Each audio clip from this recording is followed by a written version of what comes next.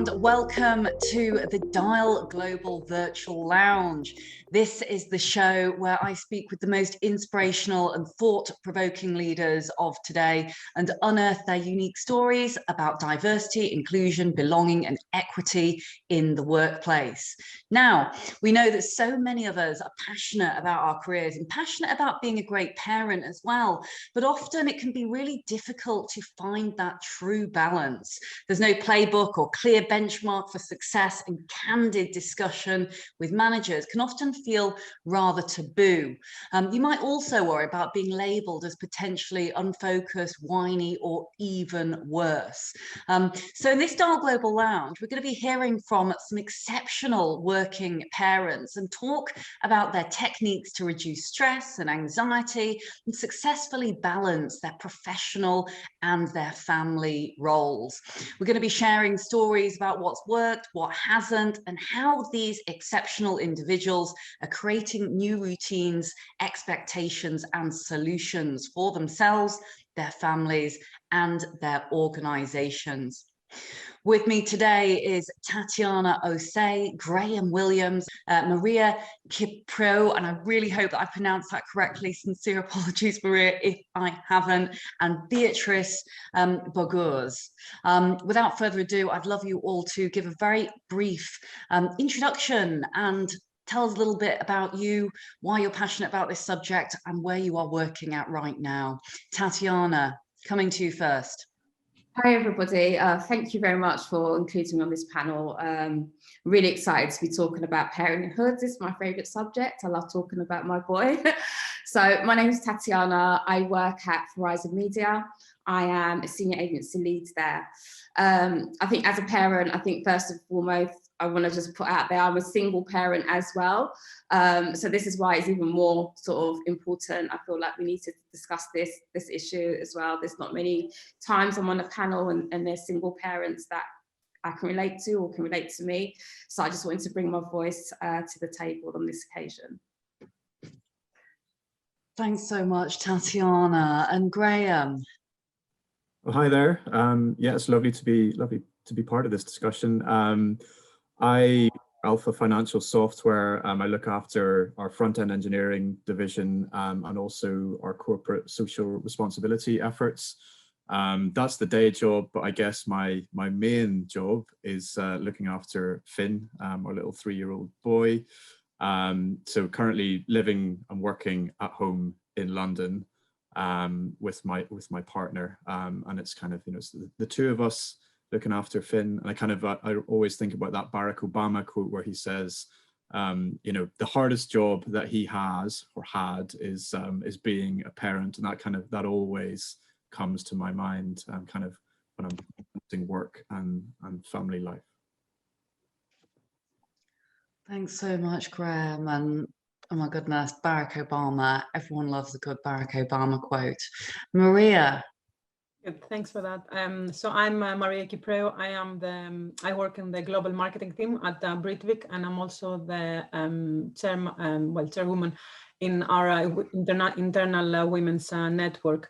I'm also a mother of 2 quite young children, and so I came back from my second maternity leave just after summer last year. So it has been quite an interesting and challenging times to balance work life with 2 kids, working from home, and, you know, trying to make sense of the whole situation. So yeah, I came here just to share my own experience of, you know, coming back to work with 2 quite young kids, and then in a COVID environment, which, you know, things are strange anyway. Thanks so much, Maria, and can't wait to deep dive into more of the personal stories. And last but never least, Beatriz. Just quitted my job when I first had my first kid. I have 2 right now, and then I had to reinvent myself because it was a really hard task to accomplish. So I didn't feel to continue working as a journalist 14 hours a day, covering breaking news all the time. I felt in that period that I had to make a choice. So that's when my life changed completely. So it's a very, very interesting experience that I lived during being a mother. Well, Beatrice, thanks so much for sharing. Thank you all for sharing. I take my virtual hat off to each and every one of you. My husband and I have not had children yet, and we're actually going to be going through the process of IVF later this year because we would love nothing more than to be parents. I was adopted as a baby by two amazing white British parents who you may see in the distance on my back wall. Exceptional human beings, and of course I'm a little biased here, but to be a parent, I can imagine, is one of the greatest joys that life can possibly offer. And I can't wait to find out more about each of your individual stories. And, you know, I guess in terms of obstacles, and look, you know, the last year that we have faced into as humanity, I think has been, you know, it's been one that has challenged us all. And, you know, in specific as a parent, because I guess you're wearing these different hats, and not only are you, you know, parent in the workplace, but also, you know, parent at home, and you know, lots of things, I guess, to be to lots of people. You know, what is the biggest obstacle that you'd say you have faced as a parent in the workforce? I think, if you don't mind, if I can answer that. Yeah. For me, like the last year has probably been one of the hardest years of my life. It's been really difficult, I suppose. Even if you're a single person living through this pandemic, it's really, really difficult to just get through it. As a parent, you have this overwhelming sense of responsibility to your child, to protect them from the outside world, to protect them from what's going on in the news and how actually affecting people, you know, people losing their lives, they're not in contact with their loved ones, and trying to protect your little one from that is very, very difficult. Over this last year, I've also been I've been shielded in as well. So normally I have a network of people that can help me. As I said, I'm a single parent to a 7-year-old boy who's thriving. He's a very happy boy, and he brings me joy every single day because he's not troublesome at all.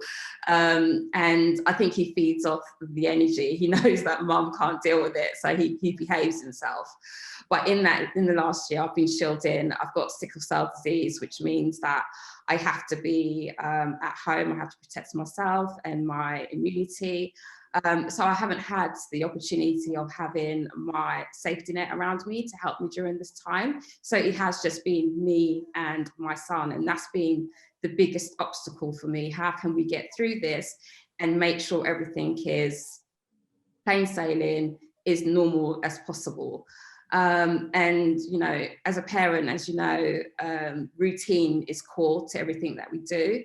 And all of a sudden, routine just goes out the window, and time becomes your number one commodity. And when you're a working parent, unfortunately, time sometimes runs out on you. So for me, that's been my biggest obstacle, waking up every morning, knowing that I have to homeschool my son. And there's at least 4 hours of homeschooling per day, but then you've got a day job to do at the same time. It's just, how do you manage it all? And at the beginning, it was extremely hard, just trying to get that balance, because I prioritized my son's education over my career. I wanted to make sure that he doesn't fall back in anything that he does. But at the same time, while I was prioritizing his education, work was taking a little bit of a slip at the same time. So how do you kind of deal with that? And I would say overcoming that obstacle was me having to just open up. I'm quite a private person, so I didn't want everybody to know that I'm a single parent. I didn't want anyone to know that I was struggling. I didn't want people to know that I needed help. So having to talk to my managers about my situation and getting their support, and actually coming up with like really good ways of working throughout the day really helped kind of overcome that obstacle for me. I love that you've shared a piece of your heart and your soul. And I can imagine that in a corporate environment, sometimes that's not the easiest thing to do. But it is awesome that Verizon, your organization, have been so supportive about it, because there is this absolute blurred line in between what is work and what is home life. I mean, the two are so intertwined. I hear lots of people saying, well, you got to have these boundaries, and that's all very well and good, but how as a single parent, sure, gorgeous 7-year-old boy, how does one do that without expressing it to work? And Grahame, I can see you nodding away there profuse. I wonder whether you'd like to add or share yourself. Well, yeah, I mean, I think one of the things that's become so clear, certainly over the last year, is that I mean, I think my partner and we felt very isolated at times. The safety net that Tatiana referred to, basically, just completely taken away. We're kind of, it's basically just the two of us anyway. We don't have grandparents living close by or anything like that. So we sort of, we always feel the pressure of that, and there's not really anyone apart from the two of us to take the slack. That's always been a big challenge. And then, if both of us are ill at the same time, then, then we really struggle. But, hearing other people's perspectives, and I think that's one of the things at Alfa as well, the parents, the kind of community of parents has really come together over the last year in particular, and just being able to hear, oh, right, okay, there are other people kind of in the same boat, or who have just going through the same thing, really helps, gives you a bit of perspective, and just to know that there are other people going through this is a big help. And yeah, I totally, that I was sort of really nodding there, but that the whole people saying, yes, you've got to make sure you have a nice separation between your work life and your home life when you're working from home, and things like make sure you go for a walk at the start of the day and at the end of the day, so that you can kind of leave work and come back. And I'm like, that is, for me, that's just not possible. As soon as I finish work, Finn, he's here. The start of the morning, Finn is here. There is no, right, Daddy's going to go for a walk for, it just doesn't happen.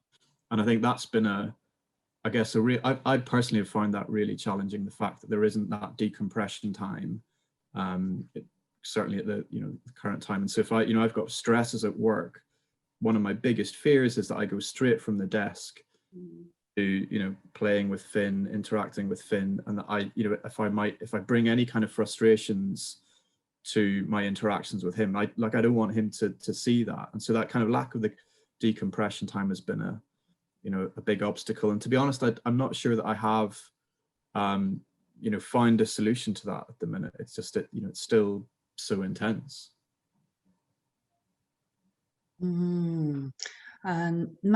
Maria, would you like to add at all? I've had, I think for me, the biggest obstacle was coming back from maternity leave. You want to get back in there, show to yourself you can actually do it. So be a mom of two quite young children, and especially the youngest one at the time was not sleeping very well during the night. So it wasn't like I was having my 8-hour sleep. I think the biggest obstacle I faced was putting boundaries between work and family time, and stopping to work and doing whatever else is important for you, because you are at home. The kids are around all day long, so it's like, how do you put, like, this is a family time, this is my work time. Like, I have found myself at times, especially in the beginning, like working on my laptop in the bathroom while my son was having his bath, and I'm like, that's not going to work. So I try to set boundaries, which is always difficult. And the way I have seen it working lately is I'm trying to be a bit more mindful. So like, I'm going to have time with the kids now. I'm going to put the mobile away. I'm not going to worry about work. And then when they're off to bed, I might have an extra hour of work, but actually that's better, more efficient than me having to do both things at the same time. it is quite tough at times, because, you know, like you have the stresses at work, you know, you want to get things done and have a bit of me time as well at the end of the day. So, you know, it is all about, you know, setting the priorities and trying to do and accepting you cannot just do everything. It's just, that's a fact of life. So like as I go throughout my day, I think, what's the most important thing I need to do today at work? Make sure that I have enough time for both kids, which again, that's always the other problem when you have two kids. You have to, you know, balance the right amount of time between the two of them as well. And then just accept, you know, like it's okay if I don't get everything done, it's fine. I'm hearing all of you talk about boundaries, and Beatrice, it'd be wonderful to hear your thoughts as well. So I saw you smiling and nodding when Grahame was talking before about this this advice that, I mean, we keep seeing this advice on the internet. Go for a walk and have this time and da-di-da. And look, I don't have children yet. I have two fur babies, two very naughty dogs, but I don't have children yet. And I often think to myself, you know, wow, you know, parents or those with caring responsibilities as well, it sounds so simple when you read this advice about having a walk morning and night and at lunchtime. And I guess in reality, setting those boundaries, as Tatiana and Marie have also said, it is not so easy when you have a little one who's demanding your attention, or you're, you know, Marie, as you say, sitting in the bathroom with a laptop. You know, how is that possible? Beatrice, your thoughts? I feel almost the same way they described, except for that right now we have the school working again. So last year was a little bit hard, much more harder than this year. So my kids are young. I have Pedro, it's 5, he's 5, and Leandro is 3. So they demand a lot of attention. They want to talk about everything. So it's very hard to concentrate working.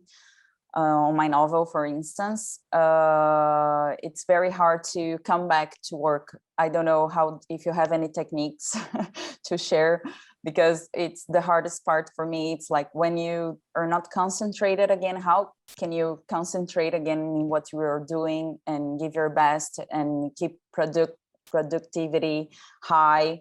So to set the boundaries, it's very necessary, but at the same time, it's almost impossible if you're with your kids at home. So, and I don't have anyone to call to help me with that, because we are just the 4 of us here. So when my husband is also working, we have this problem. Right now there's the school, so at least during the mornings I can work very easily. And then in the afternoon, I just can't, because they're here. Mm-hmm. I imagine balancing that is, I mean, you're all magicians, honestly, you all are. So let's talk about some of the possible solutions. Because I know you said there, Beatrice, you'd love to hear some advice on how everyone else has coped during this time, and perhaps whether there's been you know, the ability to change or flex some of this working life and family life to find this balance, because ultimately we are all human. None of us can be perfect all the time. And what's been alluded to by a number of you is that actually it's okay not to get absolutely everything done, much as we may wish that that was the case. So let's talk about advice and solutions. What have you found have been perhaps some of the have there been, I should ask, any bright lights that you've thought, hey, do you know what? That is really working well. That's something that I could share with other parents who are really having challenging times right now and despairing of what to do next when this light of the tunnel seems to be drawing ever further away with schools and lockdown and what have you. I think what I've done, a lot of the work was coming through work. Like my day on a normal day, it's very packed anyway. Meetings start at 9:30 and I could probably have 3 or 4 meetings throughout the day. In between then, you've actually got to get the work done as well. So with my son, he's 7 years old. So he's a little bit more, there's certain things that he can do by himself, and he's got a little bit more of an understanding of mummy's got a job to do, she's got to earn money, put food on the table. So what I used to do with my son when the schools were closed, I would share my diary with him. So in the mornings, we would have our breakfast and we would have an equal kind of working space. So instead of him being in his room and I being in my office, we would actually sit down together at the dining room table and have our workspaces together side by side. So even if I was in a meeting, he'd be right next to me, and my colleagues could probably hear him chatting away or singing in the background, but they would know the situation. But by sharing my day with him, he kind of gained an understanding of all the things that I had to do and also where the gaps were for like fun time or play time. So that was one solution that I felt was really like good for both of us, so that he has that understanding. But also it's the whole thing about not being too hard on yourself as well. So in the mornings, if he starts school at 9:30, but I had a meeting, he'll be watching TV. And you know, that might not be a solution for like most parents, because you don't want to be sicking them in front of a TV. But sometimes that's the only thing that's there that can actually occupy their mind for like 30 minutes while you just get this call out of the way. So I think we have to give ourselves grace when it comes to like boundaries. And in fact, sometimes boundaries and rules have to just go completely out the window. And you know, give yourself the opportunity and your child the opportunity to breathe. Otherwise, I felt with Ezra, when I was trying to do too much after the other, he was left a little bit dizzy and bamboozled, and it would bring his anxiety up because he could see I was anxious to try and get everything done. Grahame, anything to add? Yeah, I mean, I guess it was really just thinking about this ahead of this session that I realized there are a couple of things that that I've done that have really helped, and perhaps not even consciously. I guess the first is that I've sort of just let people know, my colleagues at work, that look, this is my situation, and that I may need to, you know, drop out of meetings or take time off at, you know, at very short notice. You know, so for example, last week we had to take Finn to A&E, and that was like a day, you know, a day out. He's fine, by the way, but you know, that was a day out just at very short notice, and I just have to make sure that, you know, my teams are resilient to that, if you like, so that they're not entirely reliant on me for the work or whatever. And I guess that kind of leads on to the next point, which is I've tried to remove myself from, you know, from what we call the critical path of any important work. So i.e. all of the important work doesn't rely on me to, you know, for it to complete. Basically, you know, I've got great teams working for me, and I rely on them to, you know, basically to do all the heavy lifting, do the hard work. They're not dependent on me. So if it happens that I'm not around for, say, an afternoon or a day at short notice, then, you know, things don't get all backed up. But again, I appreciate, you know, I'm very lucky, you know, I work it with a number of teams, and that's what really enables that. I mean, yeah, there are other team members as well who are kind of in similar positions, sort of as a, you know, as working parents, and I, you know, try and be sort of similarly flexible with them as well. So I don't want to, you know, whereas I'm asking a lot of my team members, you know, there has to kind of be a bit of give and take there. So if they need to take time off, then I, you know, got to be understanding of that as well. Maria, any further thoughts? Yeah, I think what has helped me throughout the whole situation is that I reset the standards. So I almost set the priorities and said, what's the most important thing?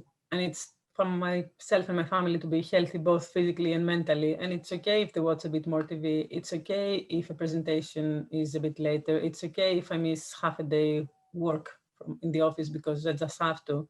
And I think that has helped me understand that, you know, that's not normal life or whatever normal is. So it's okay, like, and everybody's in the same situation. So you don't be too hard on yourself. It's, you know, it's okay not to do things as you used to, because, you know, we're not living in a normal time that, you know, you have what life used to look like. So doing that actually has helped me feel a bit better in terms of how I do things, less guilty with my kids and how much time I spend with them, and if I'm being a good mom or a bad mom. And then at work equally, people are in the same situation, so and everybody's accepting. So I think once you do that, then you see the world slightly differently, so it's a bit easier on you and you're not too hard on yourself.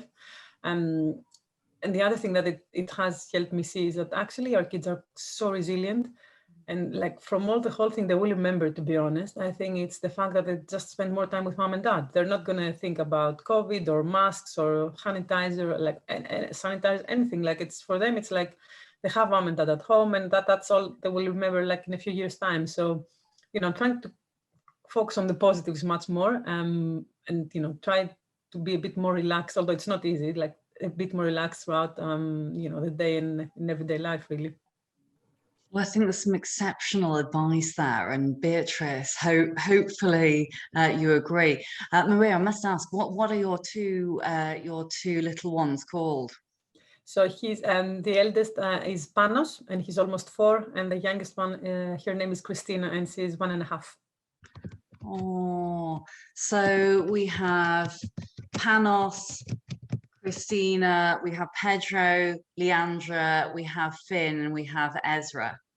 Beatrice, and perhaps we'll start with yourself this time, if that's okay. But obviously you've had career within journalism and working these really long days, which I'm sure many of us seem to kind of think, wow, when is this day going to finish? Because actually you've kind of, my guess is, breaking things up from the sounds of things. You're doing some teaching with kids, and then you're into work, and I guess the days can become longer. Have there been awkward situations back when you were kind of working full-time, or any awkward situations that any of you may have experienced where you've really had to manage that at work, and what has been I guess the best way that you found yourself out of that situation?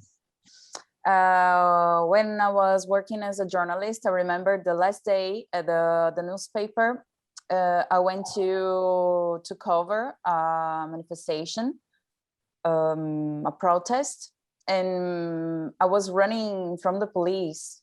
And the next day, I had a test to certify if I was pregnant or not, because we've been looking for a kid for some time, and I was pregnant. And that time, I just said, "Wow!" I was just running from the police, like putting in risk the life of my baby. I can't do this. I can't. And I was working many hours towards Brazil's elections, so it was really complicated. And I had the chance, because as Grahame said before, it's very nice when you tell people about what you're living and tell about your personal life. And at the time, the director said to me that I could change if I wanted to culture instead of politics. And that seemed to me a very nice solution. I could make less hours. I could work in a normal shift during the day. So I think this was a good solution. The problem is that I was really scared of continuing going to the newspaper and dealing with all the feelings I felt like I had to choose with my career or my kid. So it was a very hard situation for me. And I decided to quit and said to myself that I have plenty of time to work in some years. So after 6 years of dedicating myself to motherhood, I said to myself that it was time to come back. And as I'm living in Italy right now, so I had to reinvent myself, because it's very hard to work as a journalist in Italian. It's not my strength. So I just tried to figure out another way of living, another way of doing something that I love. Well, thank you so much for sharing, Beatrice. And whilst I'm finding it so heartwarming hearing all of your stories, I also feel this slight pang of frustration when I hear that women and men and other humans feel that they have to choose between their career and between their family life. And this is just a real open question, I guess, for everyone is, you know, should we have to choose? And have there been times when you may have felt similar to Beatrice and you thought, right, there is this moment where, you know, it's either career or it is me personally? I've definitely felt as a single parent, really difficult, like making those decisions. Like when you're a single parent, it's your child becomes your sole responsibility. And for me, I didn't want my child to miss out on anything. He's already missing out on enough of not having two parents in the household. And as me being the #1 sole provider for him, it means that I do have to work. In fact, I don't actually have a choice but to work. But it also comes with this huge sacrifice that has weighed heavily on me for like the last 7 years. The fact that I can't be there with him, like for instance, when there's schools, sometimes school sports days I might have to miss out on, or opportunities just to take him to school and like mingle with other parents at the school gates, that it seems so small and so trivial, but your child wants to see that from their parent. And I wasn't able to give that because I was dropping him off so early in the morning to make sure that I was at work for 9 o'clock on the dot. Most schools start at 8:45, so it's impossible to do the both. And I did get to that point where I did say to myself, I'm just going to have to put my career on the back burner. I'm not going to elevate myself any more than what I have to, because if I have to dedicate any more time to work, that means that that's time that's been taken away from my son. I suppose the higher, my ethos was the higher that you get up in your role, the less time that you will have with family members because you're doing more in the office. And, you know, for a good few years, I did take that, I did have that, you know, that premise of, you know, I have to just sit back. And it's only recently, actually, where I work for a company that's been amazing in terms of supporting like parents, male and female parents, whether you've gone off on mat leave and you've come back to work, there's opportunities for you. In my role working in the corporate industry, as you know, it is a 9-to-5 job, and a lot of the time there is less time for flexibility. But I'm finding, again, the support's there for you to have flexible working hours, and that's helped me immensely, because the arrangement that I have with my work now is that before COVID, I had 3 days where I was able to drop my son off to school in the mornings, and I had 2 days where I was able to pick him up from school. So it meant that he still had that experience of me showing up, knowing who his teachers were, and building those relationships with his friends and the mums and the parents at the school. And that's really important. And I really do think it's down to like the workplace to really make sure that we normalize this flexibility that all working parents need, because it's important in regards to our careers. It made me more productive. It sounds mad, the fact that I'm working like less hours, but it did make me extremely more productive and more streamlined in my role as well. And I was able to show up to work, giving 100% and not thinking, damn, why am I here? I'd rather be picking up my son from school. So yeah, there's a lot of responsibility that workplaces need to be accountable for, I feel. Mm-hmm. It's exceptional to hear how incredibly well you are all balancing things out. And Tatiana, honestly, just absolutely amazing. You know, you're absolutely right. It is for workplaces to take on board and share some of this burden. you know, in a good way. You know, our workplaces now, you know, I very much hope will end up being so much more flexible after what we have been through with the pandemic, and what you guys and girls, working parents, you know, are going through at the moment. You know, I'd love to hear if anyone else has anything to add, you know, on top of that. You know, additionally, how workplaces can continue to provide a safe space for talent to be able to thrive, essentially, because that is what it is. Each of you are talented individuals, and you are able to thrive in work if your personal lives are also quite rightly accommodated for. I think one thing that I mean, I sort of say Alfa, who I work for, have been amazing throughout. I think, like particularly through the last you know, year and a bit that we've been going through this, but they have really supported parents and supported the rest of the staff as well. I think one of the sort of really striking things that I've seen is that, you know, I mentioned the formation of the parents community, so that is now a formal community within Alfa, and that's great. You know, that has probably, I don't know, maybe about a third of the workforce is in there, and it's like, oh right, this is great. You know, so many people. But we're also seeing things like we used to run, like every year our events team would have a family day, which would be like, you know, everyone would come together and basically have a party, bring all the kids and that kind of thing. And obviously with the pandemic, that's not been possible.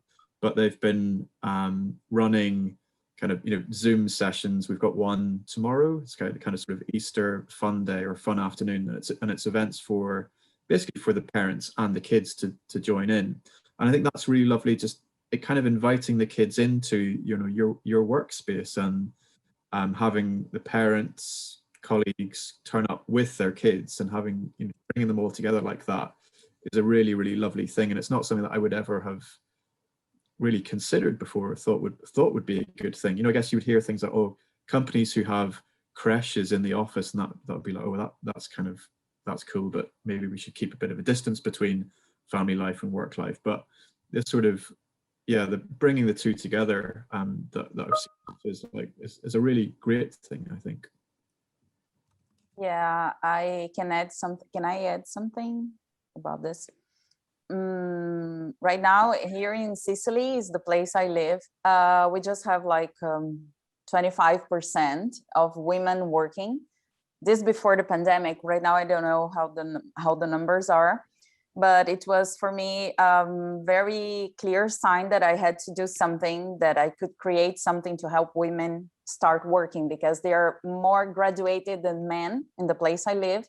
So, but they don't work because they don't have support to do so. So the schools are not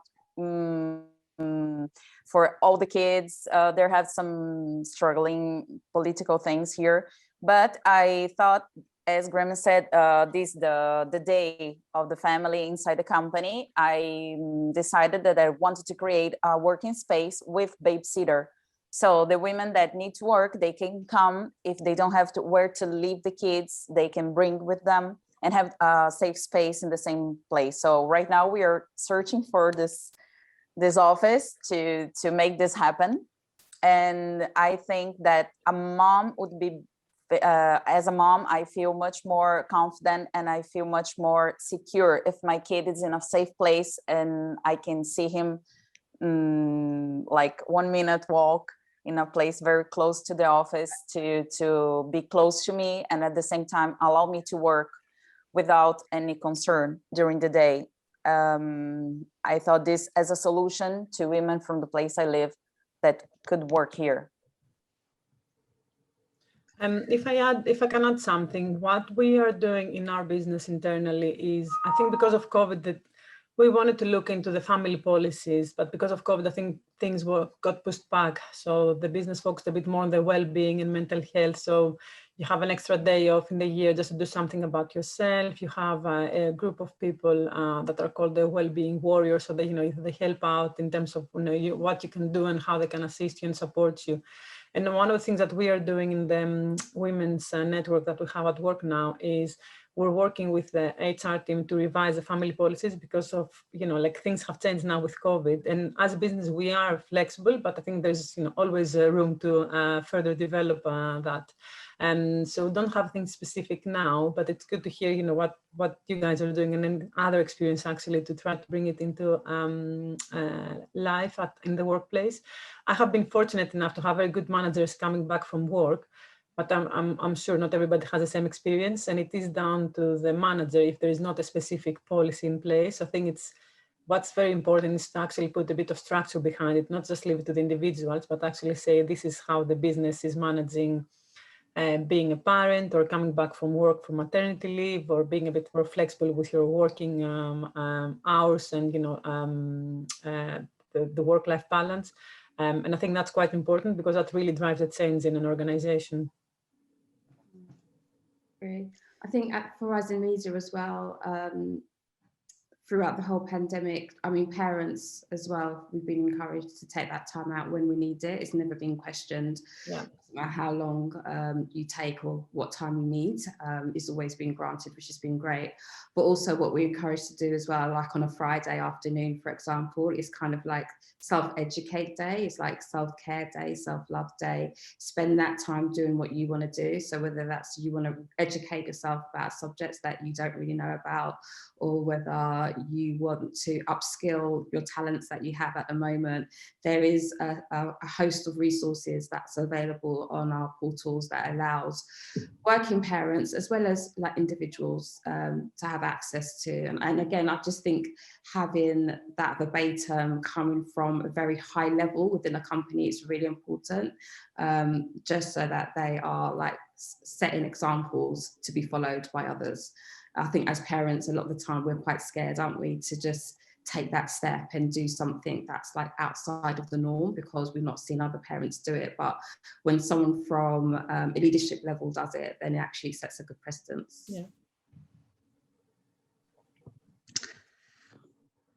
I absolutely concur that these initiatives have got to start at the top because it creates that safe space and that feeling of being able to then share. And if I may just pay you all a huge compliment here, Tatiana, Maria, Grahame, Beatrice, each of you sharing your personal stories has been absolutely inspirational, and I know that it will be inspirational for many people listening in to this, whether you're listening in on demand or you're watching captions back and enjoying some of the discussion points from today. It's been incredibly heartwarming for me just to listen in as a hopeful future parent and to hear all of these top tips. We've covered everything from needing to have a safe space, making sure that organizations really do revise their policies to reflect the workforce. We've also heard a number of you talk about kind of really normalizing this and normalizing through story sharing, through flexible working hours, through having our C-suite and having our board talk about their situations in a positive way. Because I think when we do this, we allow this to trickle down throughout the organization and to go far and wide. Each of you has very different stories of parenthood and also intersectionality, frankly, which I know we could do another whole session talking about, whether we are male, whether we are female, our backgrounds, our life situation. All of those different factors have an impact in how we bring our hopeful full self to work. And what I think particularly has been beautiful is the fact that there's been so much great advice and so much humanity really coming out of this session. Boundaries, whilst we talk about these, yes, they are important, but in real life and in reality, nothing is perfect. And so where we can, educate our children, who ultimately will be our future generations of leaders, I'm sure in many different guises, educate them in how we are working, not being too hard on ourselves. You all seem incredibly ambitious to me, and I think, being own self-critic a lot of the time is something that we probably all suffer from, and so being really kind to ourselves where we possibly can, and knowing that actually just because a blog says we must have a walk in the morning and at lunchtime and in the afternoon, that actually reality says that can't always happen. So thank you all very much for sparing some of your time. Would love to see some pictures of the kids and things like that. Sounds like you're all marvelous parents. Maybe we do another session and we bring them to the fore and have them talk about how they perceive leadership, and they're very hardworking mummies and daddies. My name is Layla Mackenzie Dallas. I'm the founder and CEO of Dial Global. You've been listening to the superb parents, working parents that we have here today on the show: Tatiana, Maria, Grahame, Beatriz. Thank you all so much for being a part of the session. I'll give you a final word to say goodbye in just a moment, but if you are tuning in and you need any specific access, do let us know. Reach out to the team. We can make sure we provide that for you. If you've missed anything, you can catch up on demand. You can check out the app. You'll see snippets and learning points, and we'll be annotating everything as well, so you can check out some of the learning points from today's session. You can visit us at www.dialglobal.org, and you can also check out the app where you can catch up again. It's in the App Store, 2 clicks, Dial Global Network, and you are in. So thank you all, and any final words of buy or inspiration, do let us know, and I'd love you all to stay connected and for us to speak again in the near future. I'm really glad to participate, and I will take your advices and thoughts, because especially the one that Maria said about not being too hard on oneself. I feel that all the time I'm struggling with this, trying to forgive myself for not being there as a mom, forgiving myself not to being there as a workforce that I should be. So all the time we try to find this balance, and we are learning on the way. That's it.